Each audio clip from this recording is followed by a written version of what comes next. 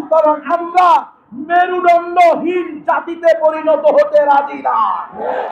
আমরা জাতিসংঘের কমিশন চাই না, আমরা তাদের ভুয়া মানবাধিকার চাই না, আমরা আল্লাহ প্রদত্ত মানবাধিকারে বিশ্বাসী। আমরা রাসূলের আদর্শে প্রতিষ্ঠিত মানবাধিকারে বিশ্বাসী।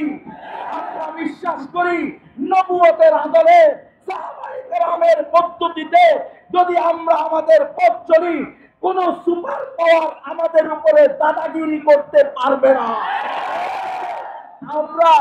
আমি ওই ছাত্র ভাইদের ভাষায় বলতে চাই, তালেবানের ভাষায় বলতে চাই, আমরা কোন আন্তর্জাতিক সংগঠনে বিশ্বাসী না।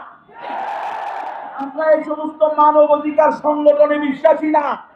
তালেবানদের বিরুদ্ধে বলেছিল যে আন্তর্জাতিক আদালত তাদেরকে নিষিদ্ধ ঘোষণা করছে, তাদের ব্যাপারে দুইজন নেতার ব্যাপারে তারা তাকে গ্রেফতারি পরোয়ানা জারি করছে।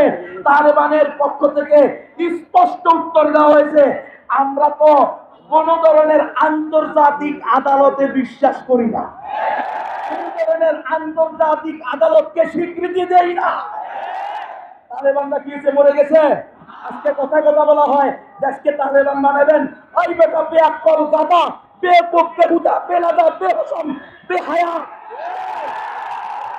সারা বিশ্ব যেখানে তালেবানের কাছে মাথা নত, ওর বাপ আমেরিকা তালেবানের কাছে গিয়ে মাথা নত, রাশিয়া তালেবানের কাছে হাঁটু পেতে বসছে, চায়না তালেবানের দয়ার দিকে তাকিয়ে আছে, ইন্ডিয়ার মতো মালাউন মুশরিকরা তালেবানের দয়ার দিকে ভিক্ষা করতেছে।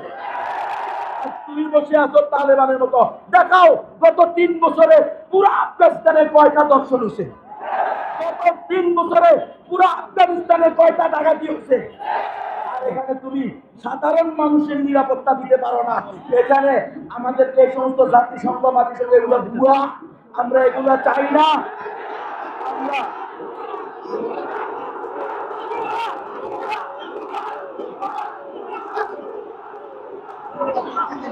আমরা মুহিবুল্লাহ বাবু নবী রাহমাতুল্লাহ আলাইহির কাছে আমরা সকলে যাব। হুজুরকে আমরা বলবো, হুজুর আপনার আব্বা ছিল মুজাহিদে আজম, আপনার মামা ছিল কায়েদে মিল্লাত, আপনার বাগিনা আমার শাইখ মুর্শিদ আল্লামা হাফেজ শাহ জুনায়েদ বাবুনগরী, তিনি আমাকে বলেছেন, নবী এই সমস্ত গণতন্ত্র মন্ত্র দিয়ে হবে না, সেটাই দিন তৈরি করতে হবে। নাসরুম মিনাল্লাহি ওয়া ফাতহুন।